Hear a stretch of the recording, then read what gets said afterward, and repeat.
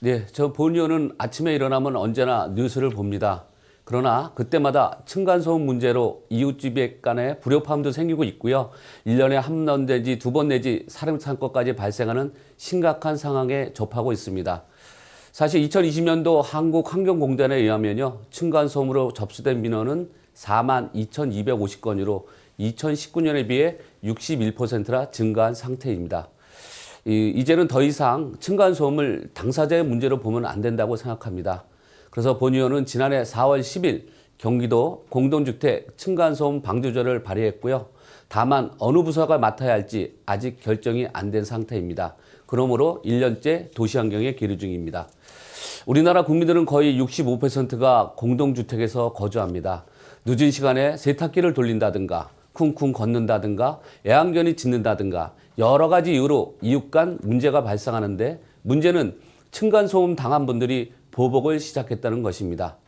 천정을 향하여 소리를 크게 하는 스피커라든가 또는 골전도 방식 등을 시중에 나온 보복 물품들만 약 2,000개가 있습니다. 이러다 보니 층간소음 문제로 발생하는 사건도 부지기수고요. 하지만 그동안 개인 간의 문제로 치부했고 문제가 더 커지고 있고 이제는 사회 문제가 되었습니다. 그래서 이웃 간의 조율과 타협을 위해 노력으로 조례를 만들게 되었습니다. 층간소음에 관련된 그 조례 내용은 잠시 뒤에 저희가 좀 살펴보도록 하겠고요.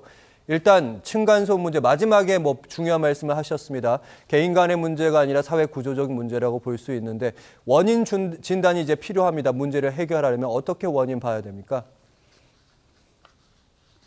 네, 2004년도에 우리나라 국토부에서는요. 바닥 충격음 최소 기준안을 경량 충격음 58데시벨, 중량 충격음 50데시벨로 마련하였습니다. 여기서 경량 충격음은요, 물건이 약간 떨어지는 것을 말하고요. 중량 충격음은 아이들이 팡팡 뛰는 것을 말할 수 있겠습니다. 하지만 층간소음은 계속 늘어나고 있는 추세입니다. 그 이유는 아파트 현장에서 직접 바닥 충격음 실험을 하는 것이 아니고요.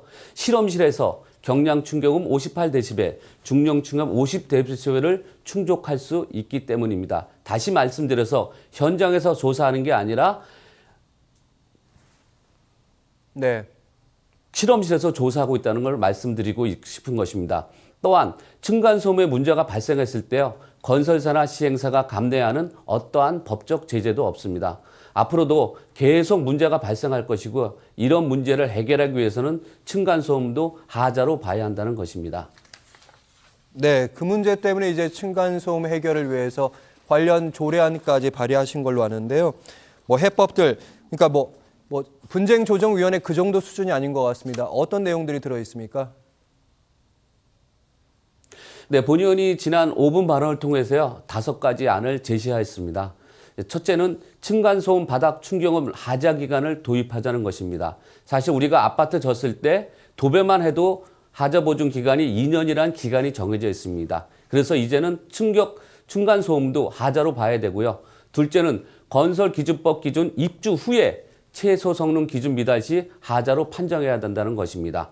또한 셋째는 국토가 새로 도입하는 기준 중 입주민에게 선택권을 부여하고 넷째는 층간소음 측정 업체의 발주를 지자체로 이관하여 관리 감독을 실시하자는 것입니다.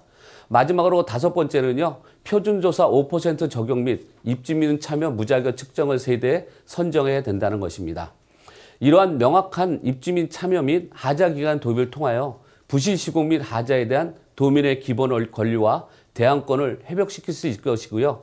건설사에게는 부실 및 하자 없는 아파트 시공을 유도할 수 있는 것입니다. 사실 층간소음으로 인한 갈등은 어제 오늘 일은 아닙니다. 제가 지역구인 안양정은 특히 노후 공동주택이 많아 심각한 상황에 있습니다. 경기도 공동주택 층간소음 방지 조례안은 이러한 갈등을 해결하자 도지사에게 층간소음 예방과 갈등 해결을 위한 노력을 할 책무를 부여하고요. 입주민에게는 공동주택 입주자 간에는 층간소음으로 피해가 가지 않도록 이웃을 배려할 의무와 경기도의 시촉에 협조하도록 규정하고 있습니다. 또한 도지사가 공동주택 입주자들에게 자체적으로 층간소음 분쟁을 조절하고 해결할 수 있도록 관련위원회를 설치하도록 재정 지원하는 것을 주요 내용으로 하고 있습니다.